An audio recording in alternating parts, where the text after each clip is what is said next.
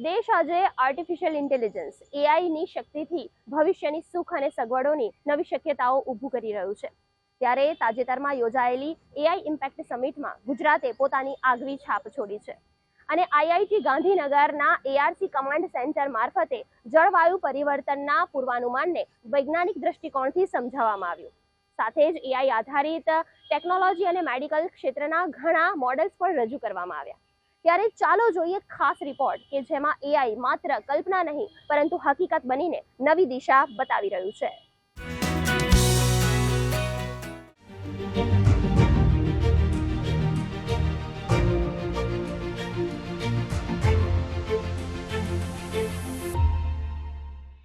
IIT ગાંધીનગરની HAIX lab દ્વારા વિકસિત પહેલો પ્રોજેક્ટ છે gas control Hindi virtual keyboard. આ એક હેન્ડ્સ ફ્રી સિસ્ટમ છે જે વ્યક્તિ પોતાની આંખોની હિલચાલથી નિયંત્રિત કરી શકે છે. આ ટેકનોલોજીમાં આઈ ટ્રેકિંગ સાથે સાથે શરીરના ન્યુરો સિગ્નલ્સ જેમ કે EMG અને EEGનો પણ ઉપયોગ કરવામાં આવ્યો છે. સૌથી ખાસ વાત એ છે કે તેમાં 22 મુખ્ય ભારતીય ભાષાઓનો સમાવેશ કરવામાં આવ્યો છે. આ ટેકનોલોજી એવા લોકો માટે વરદાન સાબિત થઈ શકે છે જેઓ બોલી શકતા નથી અથવા જેમના હાથમાં મર્યાદિત શારીરિક ક્ષમતા છે, જેમ કે સ્ટ્રોકના દર્દીઓ, સેરેબ્રલ પાલ્સીથી પીડિત બાળકો અથવા न्यूरोलॉजिकल समस्याओं થી पीड़ित लोगों. एक tree based virtual keyboard design किया है जिसमें 10 बॉक्स में हम सारे 100 के 100 कैरेक्टर्स को ला सकते हैं और उससे आप हिंदी में, इंग्लिश में और 22 भाषाओं में लिख सकते हो. आपको जो भी लिखना है जस्ट आंख से आपको वहां पे देखना है और देखने के साथ साथ वो कमांड एग्जीक्यूट हो जाएगा और वो लिख सकते हो. आप टच भी कर सकते हो. आपने जहाँ पे भी कैरेक्टर्स है वहाँ पे टच किया तो एक आराम से आप लिख सकते हो.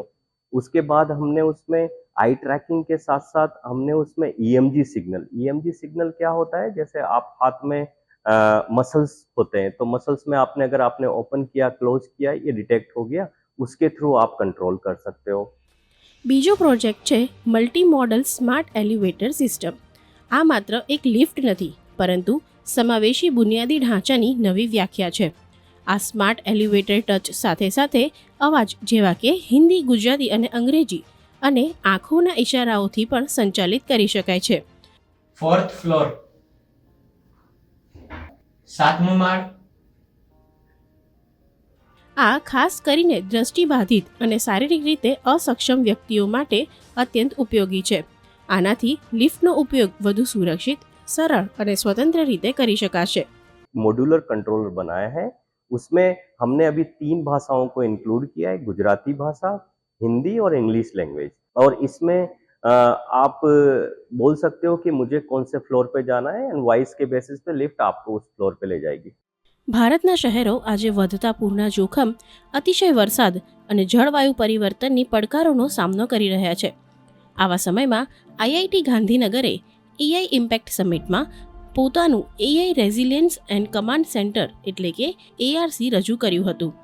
આ કેન્દ્ર શહેરો માટે રિયલ ટાઈમ પૂર પૂર્વાનુમાન, દ્રશ્ય વિશ્લેષણ અને ઝડપી નિર્ણય સહાય પૂરી પાડશે.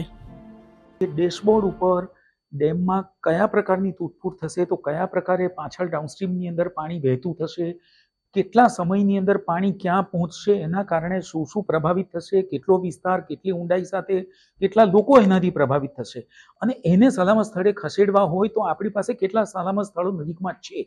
આ બધી જ વસ્તુઓ એક જ ડેશબોર્ડ ઉપર આવી જાય એની અમે વ્યવસ્થા આખી વિકસાવી દીધી છે.